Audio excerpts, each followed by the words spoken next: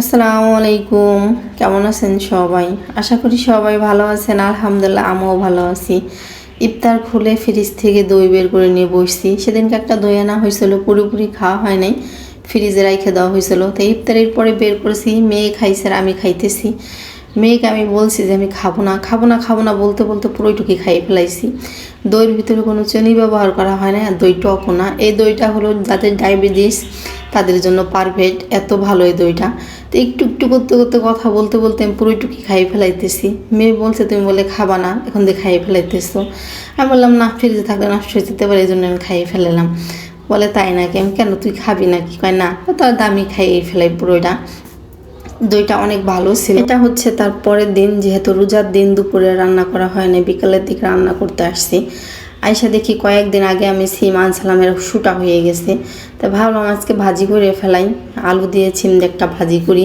ধনে পাতা তো আরও শুটা হয়ে গেছে, ওটা দেখলে মনে হয় যে কোন জায়গার পাতা পাতা আবর্জনা নিয়ে আসছি। দেখেন কি অবস্থা, শুটা হয়ে, মানে ফ্রিজে রাখিনি, বাহিরে রাখছি, এই জন্য এই অবস্থা হয়ে গেছে।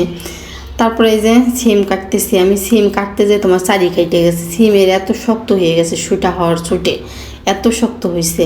তা কাইটে আমি পানিতে ফেলাই দিতেছি, কিন্তু ভাজি করার পরে ওইটার বোঝা যায় না যে শুটা সিম নাকি তাজা সিম। মানে কাইটে পানিতে ফেলাইছি, পরে ঠিক হয়ে গেছে। তো এভাবেই সিম সবগুলো কাইটে নিয়েছি। আজকে যে সিম আছে ঘরে আর রাখা যাবে না, এর পরে রাখতে গেলে খাওয়াই যাবে না। এই জন্য ভাবলাম ঘরে যে সিম আছে সেই সিম দিয়ে বেশি করে ভাজি করে ফেলাই, টমেটো দিয়ে। আর চারি কেটে গেছে, চারি কাটাটুকু আগে ফেলাই নিলাম, না কোন সময় ওই কাইটে আবার ভাজির ভিতর পড়ে যায়, এই জন্য। তো এত শুঠার সিম দেখে আমার চারি কাটছে, তা না হলে কাটতো না। আর রোদ আসছে জানলা দিয়ে, দেখেন এই সময়টা রান্না করতে আসলে জানলা দিয়ে রোদ চলে আসলে গরম লাগতেছে আমার কাছে। শরীরে গইরা যতই বসি না কেন, তারপর গায়ের উপর রোদ চলে আসে। এখন আবার একটু রোদ্রের তাপ হয়েছে, শীতের সময় এই জায়গায় বসে রান্না করলে অনেক ভালোই লাগছে। আর এদিকে যে ফ্রিজ থেকে মাছ বের করে নিয়েছি, আজকে মাছ ভুনবো, কোনো ঝোলের তরকারি হবে না।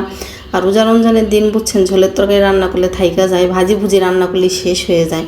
তো টমেটো দিয়ে আর একটা আলু দিয়ে যে ভাজি করে নেওয়া হয়ে গেছে সিম দিয়ে, এত মজা হয়েছে বলার মতো না। আর এই তো মাছ ভোনা আমার হয়ে গেছে। ওটা মাছ ভোনা ছিল না, ওটা ছিল গতকালকে ছোটো মাছ ভাজি গরম করে নিয়েছি। আর এই যে আমার মাছ ভোনা হয়ে গেছে। তো আজকে রান্নাবান্না শেষ। তারপরে জায়নামাজ, কাপড় চোপড় এগুলো ধুইছি, এগুলো যে মেলতে যাইতেছি ছাদে।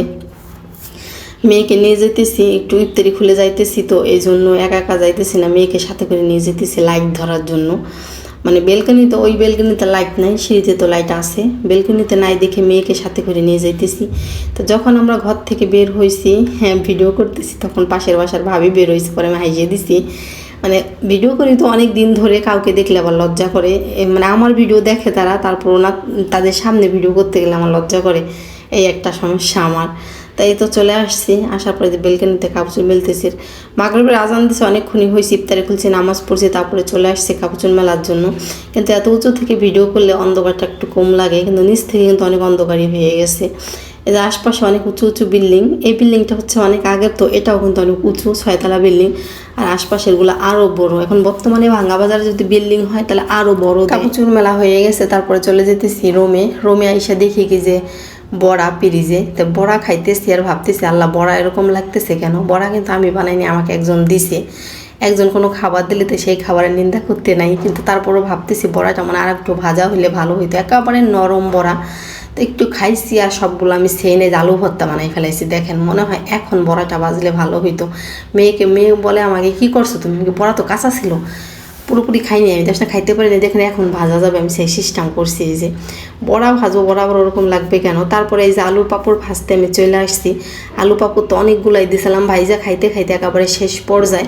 এখন আর দিনে ভাইজা খাওয়া হয় না, যেহেতু রোজা থাকা হয়, এই জন্য যে রাত্রে ভাজতেছি, মেয়ে বলছে ভাজার জন্য ভাজতেছি। আর এই পাঁপড়গুলা ভাইজা, আমার তো কিছু পাঁপড়ে আবার লবণ দেওয়া হয় নাই, কিন্তু একটা মশলা আছে, ওই মশলাটা দিয়ে খাইলে পরে অনেক মজা লাগে।